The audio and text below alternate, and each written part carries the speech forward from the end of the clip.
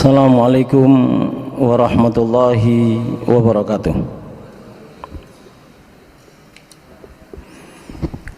Innal hamdalillah alladzi ahsana khalqal insan wa adalah wa alhamahu nural iman fazayyanahu bihi wa jammalah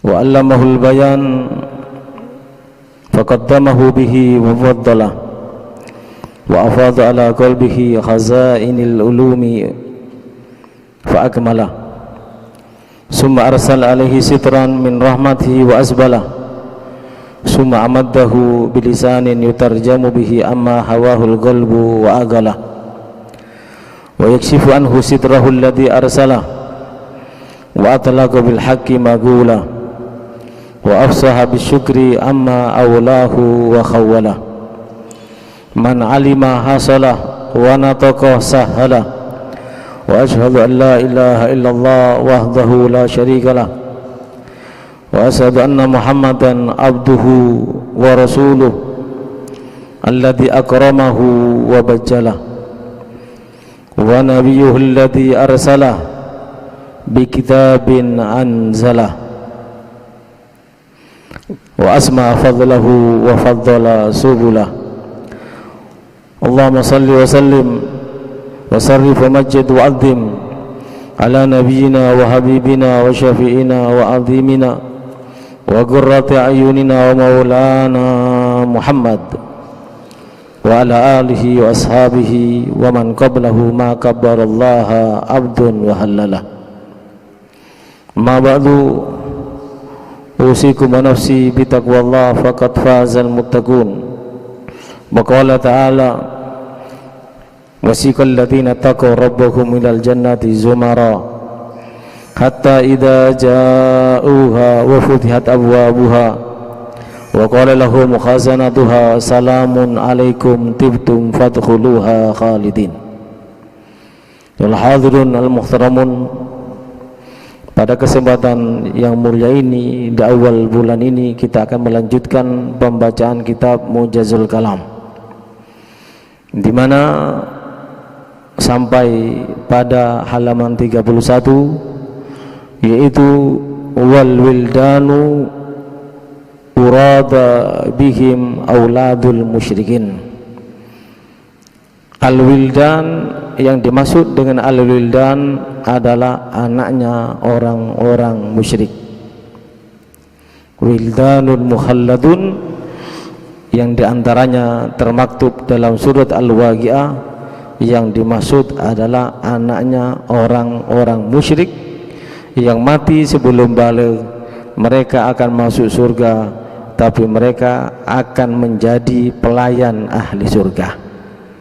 Oleh sebab itu, 1 bulan yang lalu pada saat kita membahas ini, kita sampaikan jangan sampai kita punya anak karena ada di Al-Quran lalu diberi nama dengan nama wildan, karena wildan nama pelayan ahli surga. Walaupun dia termasuk ahli surga, tapi itu adalah nama pelayan. Ini yang wajib kita fahami bersama, sehingga kita tidak salah dalam memberi nama untuk anak kita.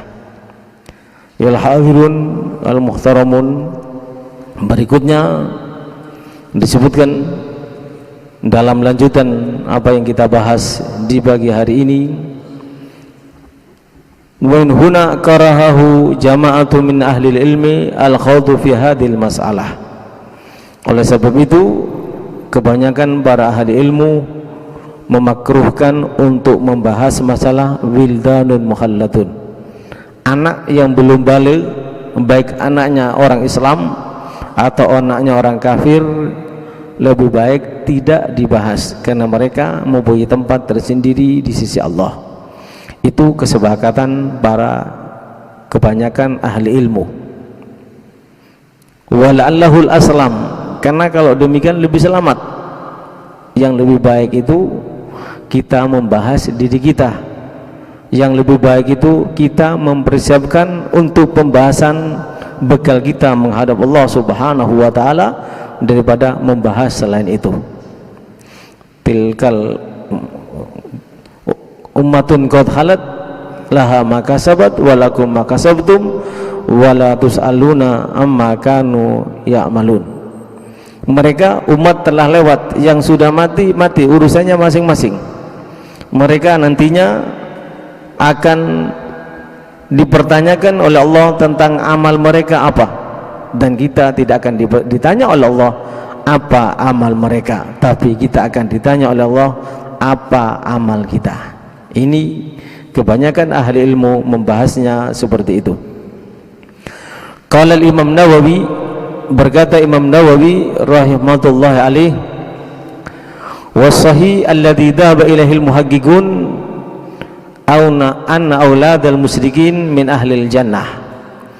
Imam Nawawi berpendapat, pendapat yang paling benar menurut para al-muhaqqiqun, ulama yang betul-betul ulama keilmuannya dan ketakwaannya serta amalnya, mereka berpendapat anaknya orang kafir yang belum balik termasuk ahli surga. Ya tadi disebut wildanun mukhalladun. Wa istadallu lahu bi akhbarin, dan diambil dari beberapa dalil pendapat ini. Minha hadisul Khalil Ibrahim alaihissalam, diantaranya hadis tentang Sayyidina Khalil Ibrahim alaihissalatu wassalam, hina ra'ahun Nabi, ketika melihat Nabi sallallahu alaihi wasallam fil jannah, di surga. Jadi ketika Nabi Muhammad ra'ahun Ibrahim alaihissalam, ketika Nabi Muhammad melihat ketika Nabi Muhammad melihat Nabi Ibrahim alaihissalam di surga, wa haulahu auladun nas. Nabi Ibrahim pada saat Rasulullah diizinkan masuk surga, Rasulullah melihat Nabi Ibrahim di sekelilingnya ada anak-anak kecil. Faqalu, para sahabat bertanya, ya Rasulullah, wa auladul musyrikin, mereka anaknya orang Islam. Kira-kira seperti itu Rasulullah. Namun yang kami pertanyakan, bagaimana tentang anaknya orang musyrik yang belum balik lalu mati?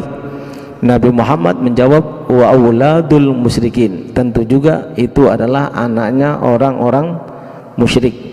Hadis riwayat Imam Bukhari dalam kitab sahihnya. Wa haraja bil agil al majnun. Jadi dibahas kemarin, orang mukallaf itu pertama balik, artinya mukallaf wajib menjalankan syariat Allah, wajib sholat, wajib puasa, wajib zakat, dan perbuatan-perbuatan yang diwajibkan oleh Allah wajib dia jalankan bagi orang mukallaf. Yang pertama harus balik, yang kedua berakal. Wa kharaja bil agil al majnun, dikecualikan orang dari orang berakal adalah orang gila. Fa huwa laisa mukallafan, orang gila bukan mukallaf. Lakin mahallu dzalika in balagha majnunan wastamara ma'adzalika hatta mata. Tapi yang menjadi pembahasan, orang gila termasuk tidak mukallaf kalau dia gila, in balagha majnunan, pada saat dia balik gila dan gilanya berlanjut, itu yang dikatakan sampai mati ya, sebelum balik sampai balik gila, maka orang ini tidak berakal. Berarti artinya tidak berakal berarti tidak wajib menjalankan syariat Allah, tidak wajib sholat, tidak wajib puasa, dan yang lainnya. Bi khilafi ma law bala wa agilan thumma junna wa kana ghairu mu'minin wa mata kadzalik fa huwa ghairu najin. Lain halnya, oleh sebab itu dalam agama Islam itu ada namanya al-umur dururiyah, perkara-perkara yang wajib terpenuhi dalam kehidupan ini. Kalau tidak terpenuhi maka manusia terancam dengan kepunahan. Apa umur dururiyah yang harus terpenuhi? Perkara-perkara darurat yang wajib terpenuhi dalam kehidupan ini. Yang pertama adalah agama, yang kedua adalah akal, yang ketiga adalah an-nasl, yang keempat adalah keturunan, yang kelima adalah harta atau harga diri. agama adalah nomor satu, akal nomor dua. Kalau harus berseberangan antara akal dengan agama, maka akal harus dikorbankan demi agama. Kalau berseberangan harus memilih antara nyawa dengan agama, maka nyawa harus dikorbankan mengedepankan agama. Demikian juga seterusnya.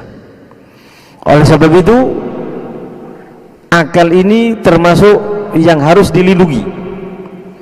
Dengan demikian, kalau ada orang gila tapi gilanya bukan sengaja, saya ulang kembali, gilanya memang dari kecil atau gilanya tidak sengaja, maka dia dimaafkan oleh Allah Subhanahu wa taala, tidak mendapatkan beban untuk menjalankan syariat kalau gilanya tidak sengaja. Dan sebelum gila dia dalam keadaan beriman, atau gila sebelum dia balik. Begitu hukum agama Allah Subhanahu wa taala ditegakkan. Namun sebaliknya, kalau dia hilang akalnya, atau kita bahasa lebih jelasnya adalah gila, kalau dia gila tapi gilanya itu disengaja, dia gila tapi gilanya itu karena ulahnya dia sendiri, maka orang yang semacam ini gilanya tidak dimaaf. Kalau dia tidak sholat, maka berdosa walaupun dia dalam keadaan gila, karena gilanya sengaja. Contoh kecilnya, orang nyabu atau minum minuman keras, itu dilarang oleh Allah, tapi dia tidak berhenti sampai kena mabuk, kena minum minuman keras atau nyabu sampai dia gila. Itu namanya gila sengaja. Gila yang semacam ini tetap dia dikatakan mukallaf. Wal iyadzubillah, kalau pada saat gila sampai dia sujud kepada selain Allah, atau sebelum gila dia sujud kepada selain Allah, lalu dia gila, maka dia termasuk bukan orang yang beriman dan termasuk bukan orang yang selamat daripada azab Allah Subhanahu wa taala. Begitu pendapat para ulama kita. Wa kharaja bi bulu'id da'wah. Jadi yang pertama, orang mukallaf itu harus balik. Yang kedua harus berakal. Yang ketiga harus bulughud dakwah, sampai dakwah kepada dirinya. Kalau tidak sampai dakwah berarti tidak mukallaf. Sebab itu di sini disampaikan wa kharaja bi bulughud dakwah, dikecualikan dengan sampainya dakwah, man lam tabluhu ad-da'watu fa huwa laisa bimukallaf. Yang tidak sampai kepada dirinya dakwah, maka dia bukan orang mukallaf. Wa dzalika bi an nasha'a fi syahikil jabal. Contohnya orang yang hidup di pegunungan yang tinggi, pegunungan yang jauh dari ulama. Tapi kayaknya kalau sekarang tidak mungkin. Justru di pegunungan itu lebih kota daripada yang di kota.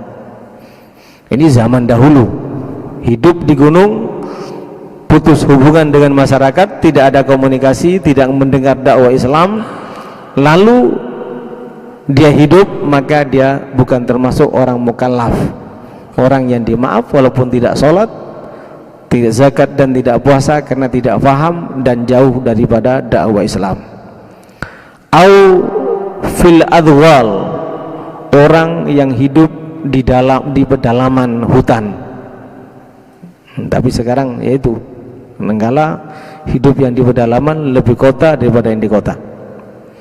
Wa kadzalika membalahu dakwah muharrafa musyawwaha, termasuk tidak mukallaf orang yang sampai kepadanya dakwah muharraf, dakwanya sudah dirubah, atau musyawwah, dakwanya sudah diburukan bil munafirat, dengan hal-hal yang menjadikan orang lari, wa abatilil mudhillin, dan kebatilan orang yang sesat.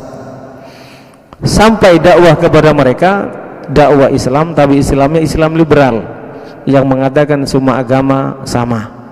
Sampai dakwah kepada mereka, tapi dakwahnya Islam liberal yang mengatakan orang wajib sholat itu yang belum kenal Allah. Kalau sudah kenal Allah tidak wajib sholat. Jadi sampai dakwah tapi dengan ajaran-ajaran yang batil, ajaran-ajaran yang menyesatkan, maka dianggap juga bukan mukallaf. Lahu hukmu man lam tabluhu aslan, bagi mereka adalah atau untuknya adalah hukum sama seperti orang yang tidak sampai dakwah kepadanya sama sekali.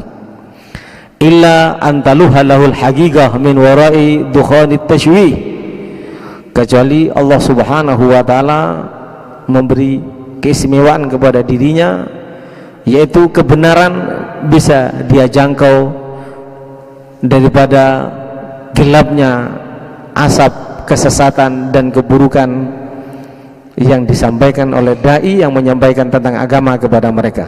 Kalau dia dengan akalnya mampu menjangkau kebenaran, wa yurid anin nawar, tapi berpaling untuk merenungkan fiha dalam apa yang dia mampu untuk merenungkan tentang kebenaran ma'al qudrati, padahal dia mampu. Hadza wa qad tawatarat an-nusu ala annahu subhanahu wa ta'ala la yu'adzibuhu ahadan illa ba'da qiyamil hujjah alaih.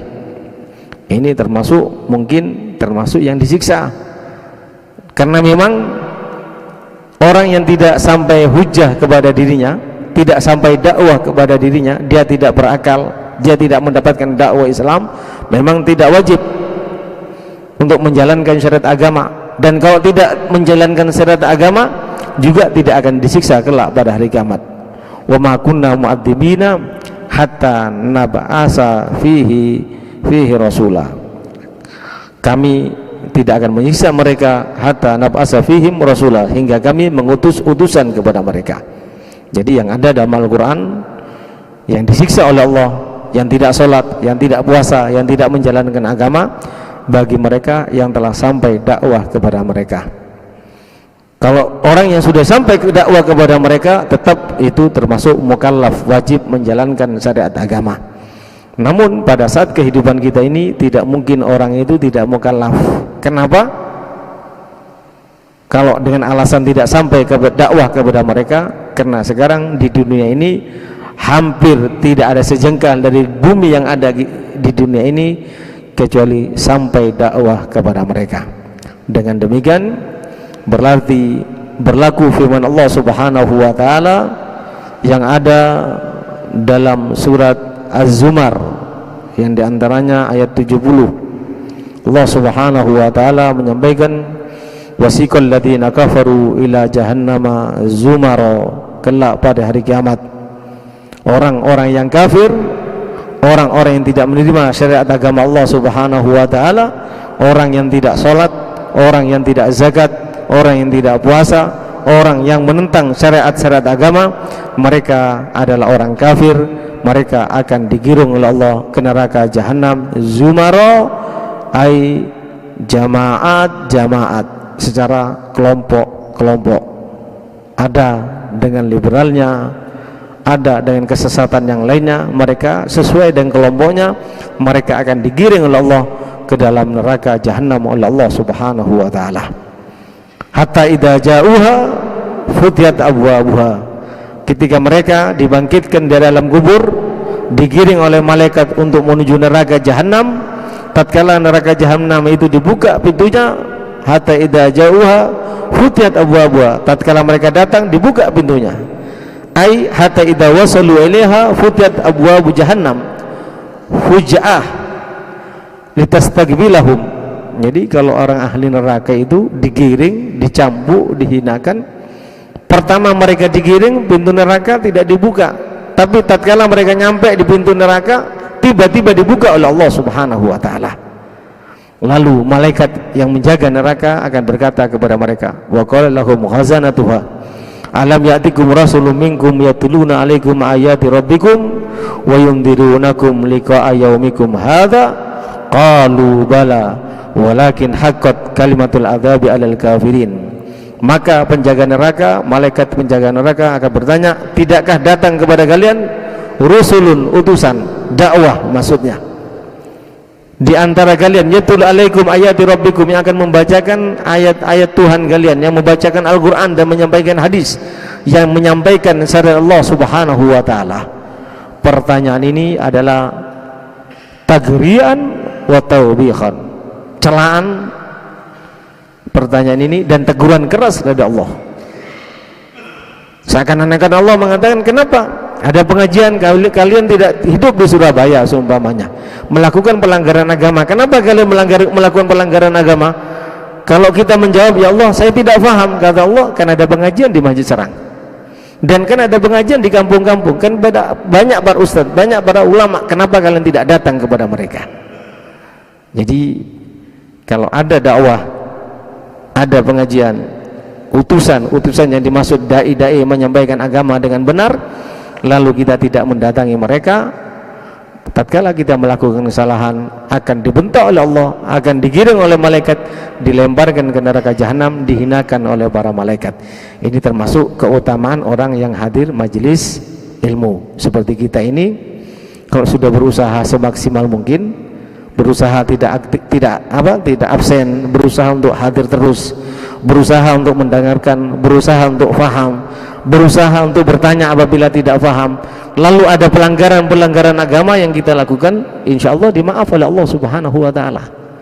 Tapi tatkala kita ada pengajian, kita tidak menggubrisnya, tidak memperdulikannya, ada ulama, ada ustadz, ada dai-dai yang mengadakan pengajian-pengajian, kita tidak mendekat ke majelis mereka dan tidak bertanya kepada mereka, tidak duduk bersama mereka, maka pertanyaan ini yang akan diajukan kepada kita. Tidakkah datang kepada kalian para dai, para ustadz, para utusan Allah subhanahu wa ta'ala yang menjelaskan tentang Al-Quran, yang menjelaskan tentang hadis, yang menjelaskan tentang syariat agama, wa yundirunakum lika ayyaumikum hada, mengingatkan kepada kalian dengan keras bagaimana ancaman bagi mereka yang melanggar agama Allah subhanahu wa ta'ala. Maka apa yang akan kita jawab? Waliyadzubillah, bagi mereka yang sampai dakwah kepada mereka lalu mereka tidak menggubrisnya, ada pengajian tidak menghiraukannya, mereka akan menjawab, qalu bala walakin haqqat kalimatul adzab alal kafirin. Tentu ya Allah, ada ulama, ada pengajian, ada ustadz, kita dekat di kampung-kampung, di masjid-masjid ada pengajian, di kampung kami banyak ulama, tapi kami tidak menghadiri pengajian mereka, tidak duduk bersama mereka. Dengan demikian ya Allah, memang layak kami untuk disiksa. Mereka datang kepada kami, kami tidak memperdulikannya, dan demikianlah nasib bagi orang-orang yang ingkar kepada ajaran Allah, baik ingkar dengan tidak mau belajar agama, waliyadzubillah, apalagi ingkar dengan mengingkari sehingga menjadi orang kafir. Maka pastilah akan mendapatkan azab dari Allah subhanahu wa ta'ala. Allah bersumpah, la'amla'anna jahannama minal jinnati wan nasi ajmain. Sungguh neraka jahanam akan aku penuhi dengan jin dan manusia. Sehingga Allah mengatakan, bagi mereka yang sampai dakwah tapi tidak sholat, yang sampai dakwah tapi tidak puasa, yang sampai dakwah tapi tidak zakat, tatkala mereka sudah ditanya oleh Allah, tidak ada ulama dan semacam, tapi mereka mengatakan ada, apa jawaban Allah selanjutnya? Di samping mereka akan dilemparkan ke neraka jahanam dan dihinakan oleh Allah, Allah menyampaikan, qilat khulu abwaba jahannama khalidina fiha fabi'sa maswal mutakabbirin. Kalau demikian keadaannya, sudah ada dakwah, sampai dakwah, kamu berakal, kamu sehat, kamu mampu sebetulnya untuk mempelajari agama, tapi kamu tidak mempelajarinya sehingga kamu melakukan pelanggaran agama, dengan demikian wajib kalian masuk neraka jahanam. Dan neraka jahanam adalah tempat yang paling jelek. Sebaliknya, bagi kita yang mau mengkaji ilmu agama, bagi kita yang mau menghadiri majelis-majelis ilmu, bagi kita yang mau mendekati para ustadz atau para ulama, maka sambutan Allah akan beda terhadap kita. Di antaranya saya sebutkan tadi, semua kesalahan yang kita lakukan setelah kita hadir pengajian, kalau tidak tahu tentang kehidupan kita yang berkaitan dengan agama kita, tanya. Yang pertama, jelas kesalahan yang kita lakukan, kalau itu bukan dengan kesengajaan, yang pertama akan dimaafkan oleh Allah. Yang kedua, kita akan dimuliakan oleh Allah subhanahu wa ta'ala. Bagaimana cara Allah memuliakan kita? Wasiqal ladzina taqaw ila rabbihim wa yasiqal ladzina taqaw rabbahum ilal jannati zumara. Orang-orang yang mereka berilmu atau duduk dengan orang yang berilmu, mereka akan digiring oleh Allah dengan dimuliakan oleh para malaikat masuk untuk menuju surga Allah Subhanahu wa taala. Hatta idza ja'uha, sehingga tatkala mendekati surga, wa futihat abwabuha, wa qad futihat abwabuha, jadi beda tadi. Wa futihat menunjukkan fi'il mati. Kalau hatta idza ja'uha futihat abwabuha tanpa wawu. Kalau yang pertama orang ahli neraka, Allah berharap orang tidak masuk neraka, apalagi umat Nabi Muhammad, sehingga pintu neraka jahanam ditutup. Baru setelah mereka ada di depan pintu neraka jahanam baru dibuka dan dibentak oleh para malaikat. Namun bagi mereka yang taat kepada Allah, bagi mereka yang berilmu, bagi mereka yang mengamalkan ilmunya, duduk bersama ulama, tanya kepada para ulama, berusaha kehidupannya sesuai dengan ajaran Rasulullah, tatkala mereka mati, insyaallah mudah-mudahan kita tergolong di dalamnya, akan digiring, dikarak oleh malaikat, dimuliakan oleh para malaikat. Dan hebatnya, sebelum kita nyampe di pintu surga, surga sudah dihiasi, surga sudah didandani, surga sudah dibuka, seakan-akan ada perayaan, ada tamu besar akan datang. Begitulah sambutan Allah melalui para malaikatnya bagi mereka yang berilmu dan mengamalkan ilmu agama Allah Subhanahu wa taala. Sehingga apa? Allah menyampaikan jannatu adnin mufattahatun lahumul abwab, surga Adan bagi mereka yang taat, bagi mereka yang berilmu dan mengamalkan ilmunya, bagi mereka yang dekat dengan majelis ilmu, dekat dengan ulama. Kalau mati sebelum mereka dibangkitkan dan sebelum mereka mendekati pintu surga, surga sudah dibuka dan sudah ada geladi resik di situ. Malaikat sudah siap, bidadari sudah siap. Bahkan yang lebih indah lagi, malaikat berkata, wa qala lahum khazanatuha salamun alaikum tibtum fadkhuluha khalidin, salam sejahtera, salam hangat untuk kamu wahai calon ahli surga, kalian beruntung, maka masuklah surga dengan abadi kekal selama-lamanya. Salamun alaikum ayyuhal muttaqunal abrar, salam sejahtera, salam hormat, salam hangat untuk kalian wahai orang-orang yang bertakwa dan orang-orang yang berbakti kepada Allah dan berbakti kepada baginda Nabi Muhammad. Tibtum ay tahartum, kalian suci dari dosa karena mengamalkan ilmu, kalian suci daripada maksiat dan segala kesalahan karena kalian menjaga ilmu. Fadkhulul jannata darul khulud, masuklah kalian ke dalam surga, rumah kekal abadi selama-lamanya. Ini sambutan bagi mereka orang yang dekat dengan ulama, mengamalkan ilmu ulama dan berusaha dalam kehidupannya untuk sesuai dengan ilmu ulama, dengan ilmu baginda Nabi Muhammad, dalam kehidupannya mengamalkan syariat baginda Nabi Muhammad.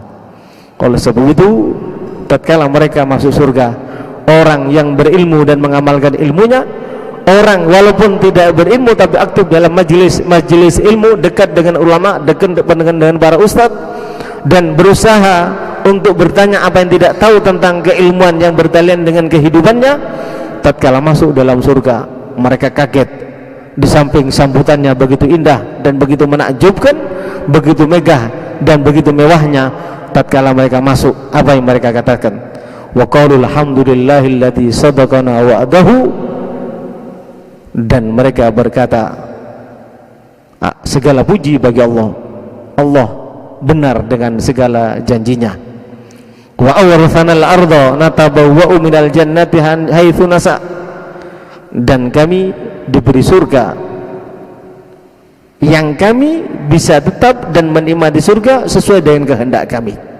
Dikatakan Allah, tilkal jannatu allati nurithu min ibadina man kana taqiya, surga itu hanya diwariskan, hanya diperuntukkan bagi hamba Allah yang bertakwa. Artinya apa? Artinya adalah tatkala orang masuk surga, betul-betul apa yang dijelaskan dalam Al-Quran dan Al-Hadis nyata. Nikmat surga mala ainun ra'at wala udhunun sami'at wala khathar ala qalbi basar. Mala ainun ra'at, keindahannya tidak pernah dilihat oleh mata, wala udhunun sami'at, keindahannya tidak pernah terdengar oleh telinga. Seindah apapun yang kita dengar, surga lebih indah. Seindah apapun yang kita lihat, surga lebih indah. Wala khatar ala qalbi bashar, tidak pernah terlintas dalam hati. Hayalan setinggi apapun tentang kenikmatan dan keindahan, surga jauh di atasnya itu. Sehingga mereka mengatakan segala puji bagi Allah yang telah benar janjinya terhadap kami bagi yang bertakwa dan memberikan kepada kami surga, dan kami diberi kebebasan untuk menikmati surga selama-lamanya. Fa ni'ma ajrul amilin, betapa nikmatnya pahala bagi orang yang beramal. Ini bagi orang yang mukallaf, yang mengamalkan ilmu agama Allah sesuai dengan ajaran baginda Nabi Muhammad. Waqad dhahaba al-Imam Syafi'i, dan telah berpendapat Imam Syafi'i rahmatullahi alaih, mudah-mudahan Allah merahmatinya, ala wujub dia ma'al kafarah, wajib membayar denda dia ma'al kafar, bersama orang kafir. Man ala man lagiya ahadan lam tabdul huddawah, itu apabila berjumpa dengan seseorang tidak sampai kepadanya dakwah, faqatalahu, lalu membunuhnya, duna yuqima alail hujjah, tanpa menyampaikan kepadanya hujjah. Jadi artinya orang itu diajak dulu kepada Islam, baru diperangi, bukan diperangi baru diharap masuk Islam, tidak bisa, disampaikan dulu baru berlaku hukum Allah Subhanahu wa taala. Artinya di sini yang perlu kita ingat bersama adalah orang yang wajib mengamalkan syariat Allah. Yang pertama adalah orang yang baligh, yang kedua adalah orang yang berakal, yang ketiga syaratnya adalah sampai kepadanya dakwah. Dengan demikian kita diperintahkan oleh Allah menyampaikan dakwah, bukan memvonis. Kita diperintahkan oleh Allah untuk memberesi diri kita agar sesuai dengan ajaran Allah, bukan mengurusi orang lain. Ini yang paling penting. Jangan sampai kita sibuk menyesatkan fulan, tapi diri kita tidak pernah kita urus.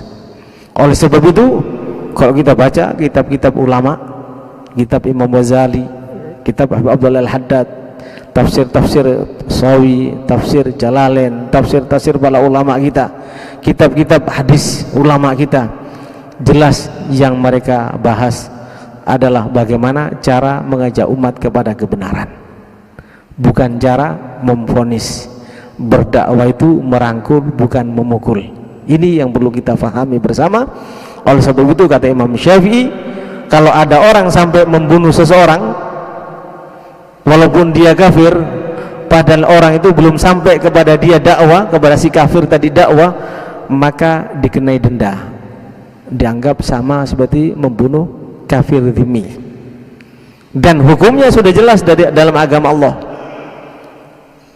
Man adza dhimmiyan faqad adzani, barang siapa menyakiti orang kafir dhimmi sama seperti menyakiti aku. Kafir dhimmi itu orang kafir seperti di Indonesia sebenarnya tidak mengganggu Islam, itu namanya kafir dhimmi. Kalau mengganggu mereka yang sudah berdamai dengan kita, sama seperti mengganggu Nabi Muhammad. Dan barang siapa yang mengganggu Nabi Muhammad berarti sama seperti mengganggu Allah.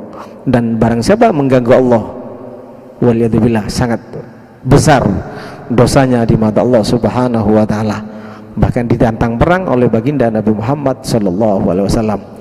Kecuali kafir harbi, ya, kafir yang merugikan Islam, kafir yang mengancam keberlangsungan dakwah Islam, tidak apa-apa dihadapi. Jahidil kafirin wal munafiqina ghaulud alaihim, kata Allah. Berjihadlah melawan orang kafir dan orang munafik yang memusuhi Islam, waghlud alaihim, bersikap tegas terhadap mereka. Jadi kalau ada serangan-serangan yang mengatakan dakwah itu harus lembut, merangkul bukan memukul, tapi mereka menyerang kita, ya tidak juga seperti itu. Kata Imam Syafi'i, manistughdiba walam yaghdab fahuwa himar. Orang yang dibuat marah tidak pernah marah, agamanya dia ganggu tidak pernah marah, itu bukan manusia tapi keledai, binatang yang paling bodoh. Mudah-mudahan kita termasuk orang mukallaf karena telah berakal, dan karena telah sampai dakwah kepada kita, dan karena kita balik, dan yang dengan demikian termasuk orang mukallaf yang mengamalkan perintah Allah dan perintah baginda Nabi Muhammad, dan yang dengan demikian pula kita berharap diwafatkan dalam keadaan memeluk agama Nabi Muhammad, memeluk ajaran Nabi Muhammad, berpegang teguh dengan ajaran baginda Nabi Muhammad, sehingga diwafatkan dalam keadaan husnul khatimah. Ya Allah biha ya Allah biha ya Allah biha ya Allah bismil khatimah. Ya Allah biha ya Allah biha ya Allah biha ya Allah bismil khatimah. Bijahi tahar rasul jud rabbana bil qabul wa hab lana kullasul rabbi istajib lil amin rabbi fanfa'na bi barakatihim wahdinal husna bi hurmatihim wa amitna fi tariqatihim wa mu'afatim minal fitani wal afa minkum. Wassalamu alaikum warahmatullahi wabarakatuh.